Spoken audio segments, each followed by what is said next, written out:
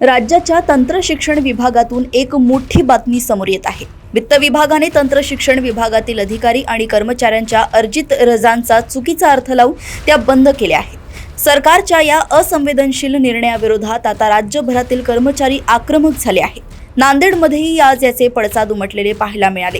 नांदेडच्या शासकीय तंत्रनिकेतनमध्ये कर्मचाऱ्यांनी चक्क काळ्या फिती लावून सरकारचा निषेध नोंदवलाय। विद्यार्थ्यांसाठी सुट्टीचा दिवसही काम करून जर न्याय मिळत नसेल तर आता गप्प बसणार नाही असा पवित्रा संघटनेने घेतलाय। जर मागण्या मान्य झाल्या नाही तर 23 मार्च पासून मुंबईत संचालनालयासमोर बेमुदत धरणे आंदोलन करण्यात येईल असा इशारा तंत्र शिक्षण विभाग कर्मचारी मध्यवर्ती संघटनेचे राज्य कार्याध्यक्ष बालाजी सरोदे यांनी दिलाय।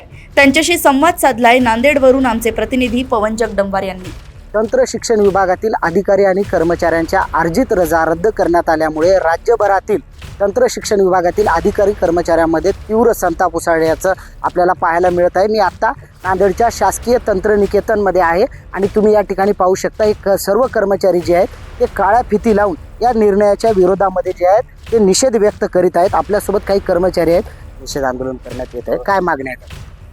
मी बालाजी सरोदे, तंत्र शिक्षण विभाग कर्मचारी संघटनेचा महाराष्ट्राचा कार्याध्यक्ष आहे। तंत्र शिक्षण विभागातील अधिकारी आणि कर्मचाऱ्यांना उन्हाळी आणि हिवाळी अशा 2 प्रकारच्या सुट्ट्या असतात। तर ह्या सुट्ट्यामध्ये कर्मचाऱ्यांना जर सुट्ट्याच्या कालावधीमध्ये काही कामं असतील, म्हणजे सुट्टीच्या कालावधीमध्ये आमचे विद्यार्थ्यांच्या प्रात्यक्षिक लेखी परीक्षा चालू असतात, पेपर तपासणी असते आणि ह्याच कालावधीमध्ये प्रथम वर्षाची प्रवेश प्रक्रियासुद्धा सुरू असते। म्हणून ही सर्व कामं सुरळीतपणे व्हावेत म्हणून वरिष्ठांच्या आदेशानुसार अधिकारी आणि कर्मचाऱ्यांना त्या सुट्टीच्या कालावधीमध्ये थोपवण्यात येतं आणि जे थोपवण्यात येतं ते 2 दिवसाला 1 दिवस याप्रमाणे त्याची अर्जित रजा आमच्या सेवा पुस्तकामध्ये जमा होती। परंतु वित्त विभागाने 31 ऑगस्ट 2023 एक साधं पत्र काढलं वित्त विभागाच्या अवर सचिव अनिता लाड मॅडम यांनी आणि उच्च आणि तंत्र शिक्षण असा त्याच्यामध्ये उल्लेख असला आहे आणि रजा रोखेकरण अनुज्ञेय नाही असा त्याचा उल्लेख करण्यात आल्यामुळं आमचं रजा रोखेकरण बंद करण्यात आलेलं आहे। वस्तुतः उच्च आणि तंत्र शिक्षण हे वेगवेगळे 2 विभाग आहेत। दोन्ही विभागाचे 2 स्वतंत्र संचालक आहेत। उच्च शिक्षण विभागातील शाळा उन्हाळी आणि हिवाळी सुट्ट्यामध्ये कंपल्सरी बंद असतात, परंतु आमच्याकडे तशी परिस्थिती नसते। आमचं 12ही महिने म्हणजे तंत्र शिक्षण विभाग सुरू असतो। तंत्र शिक्षण विभागातील शासकीय तंत्रनिकेतन, शासकीय अभियांत्रिकी महाविद्यालय, फार्मसी महाविद्यालय यातील कर्मचाऱ्यांना या सुट्टीच्या कालावधी या कामासाठी मी सांगितल्याप्रमाणे थोपविण्यात येतं आणि जेव्हा हे कर्मचारी सेवानिवृत्त या निर्णयामुळे तंत्र शिक्षण विभागातील जे अधिकारी कर्मचारी आहेत त्यांचं काय नुकसान होणार आहे? काय ते सांगतो मी की हे जे आमच्या रजा जमा होत होत्या तर सेवानिवृत्त झाल्याच्या नंतर याचा आम्हाला आर्थिक मोबदला मिळायचा, ज्याला आर्थिक रजा रोखेकरण म्हणतात। तर हे या 31 ऑगस्ट 2023च्या पत्रांमुळे बंद झालेलं आहे। अनेक कर्मचारी सेवानिवृत्त झालेले यामुळे बाधित झालेले आहेत आणि त्यांनी न्यायालयामध्ये धाव घेतलेली आहे।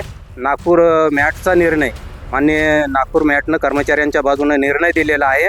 वित्त विभागाचं ते पत्र रद्द ठरवलं।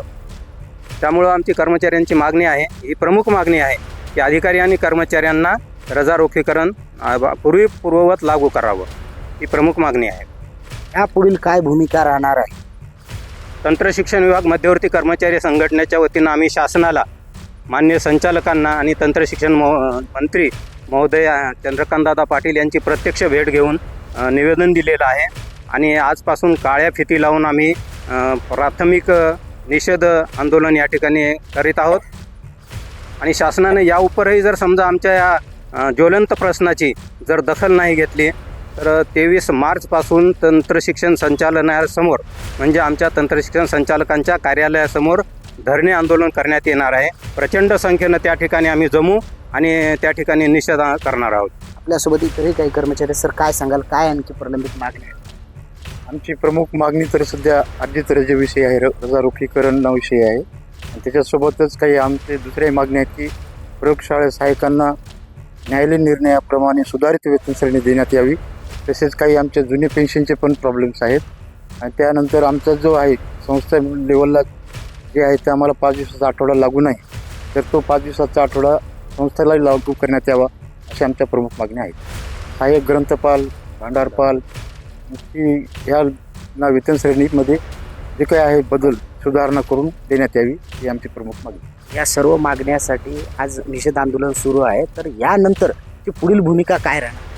यानंतर आम्ही 23 मार्चपर्यंत आम्ही वाट पाहणार आणि 23 मार्चला तंत्र शिक्षण विभाग मुंबई या ठिकाणी प्रचंड संख्येने आम्ही महाराष्ट्रातून या ठिकाणी जमा होतील आणि तिथे निषेध आम्ही जाहीर करू.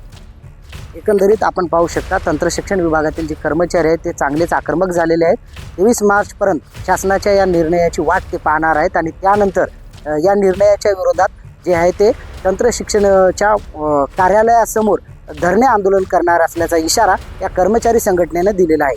कॅमेरामॅन गोविंद सोबत मी पवन जगडमोर, यशोनती, नांदेड.